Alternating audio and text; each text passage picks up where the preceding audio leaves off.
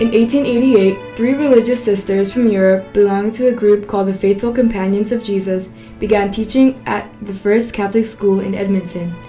Who were these faithful companions of Jesus?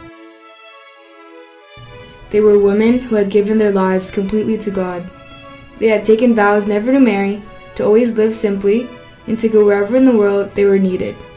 They were inspired to do this by the very first FCJ sister, Mary Madeleine, the foundress of the Faithful Companions of Jesus. This is her story. Marie Madeleine was born September 21st, 1781, in Châteauroux, France. She had a large extended family with her parents and lots of aunts, uncles, and cousins. It was a happy family with plenty of money and security. Her family owned land for growing grapes for winemaking. They were a family that was very dedicated to their Catholic faith. Gigi was a lovable child, but she could also be a bit spoiled. One day, she snuck into the kitchen and stole some candied fruit. She was chastised by her grandmother in a way that she knew to be unkind. Ladies and gentlemen, may I present a thief? Even though she had done something she shouldn't have, she knew that she didn't deserve to be treated unkindly, and she told her grandmother so. I don't mind, but it's wrong to show up people's faults in front of everyone.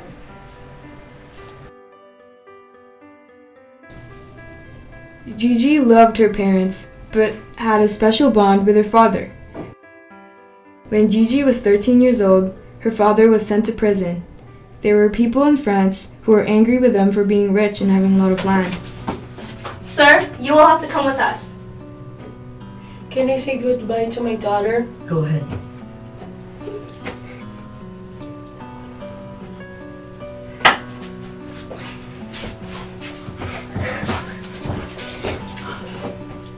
Gigi missed him terribly and worried for his life and his freedom. Eventually, he was released and came home to his family. As Gigi grew up and saw the needs of the people around her, she wanted to reach out to them. She began volunteering at a hospice, which was like a hospital. There, she cared for the people who were sick and in need of companionship.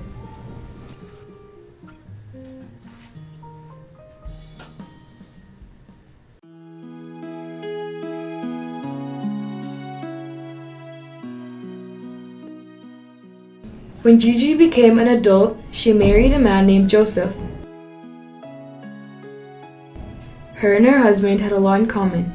They came from similar families in the same area of France, and both of them liked to help those in need.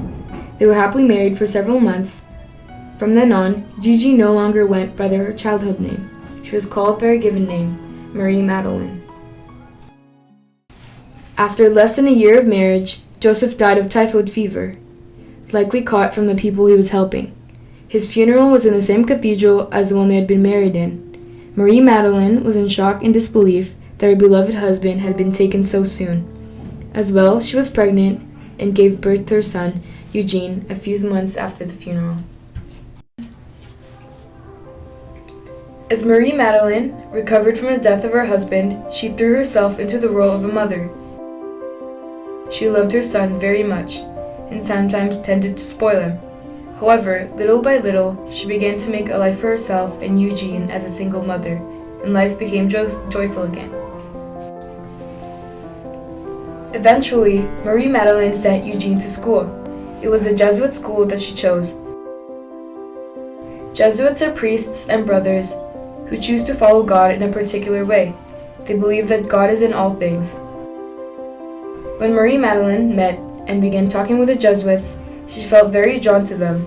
They talked about God in a way that she had never heard before. She wanted to learn from them and even to become one. The problem was, they didn't accept women as Jesuits.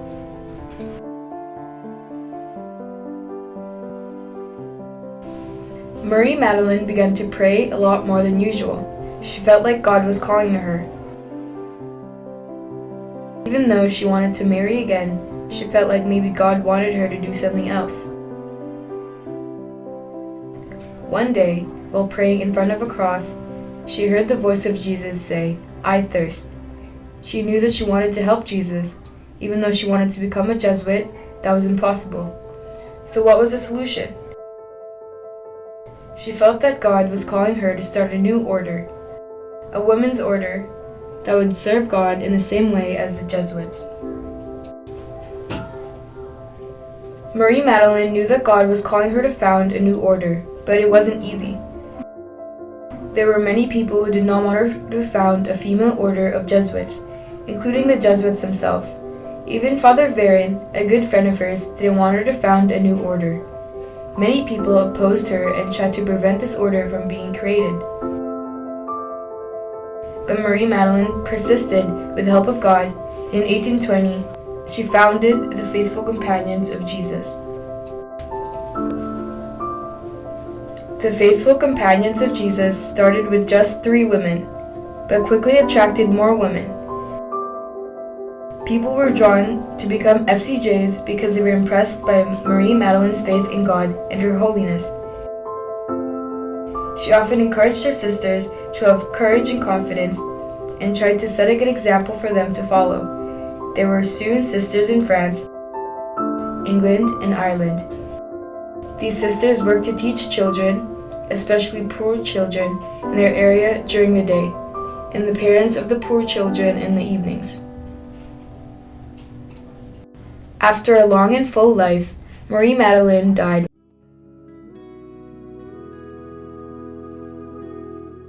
Her last words were, "Good example does much good."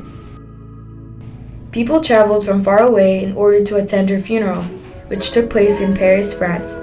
It wasn't long before people that had known her were calling for her to be named a saint.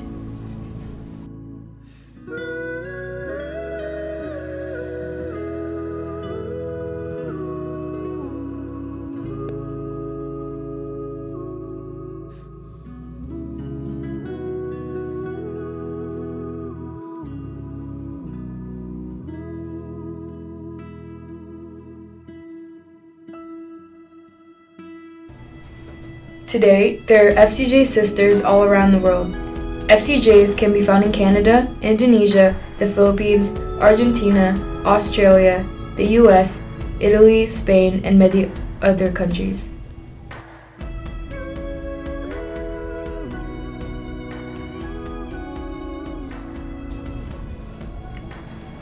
Marie Madeleine is known as Venerable, which means that she's on the path to being named a saint by the Catholic Church. Marie Madeleine may have died, but her memory and her spirit live on the FCJs today. Today, FCJs are involved in education, nursing, social work, retreat work, spiritual direction, and many other areas.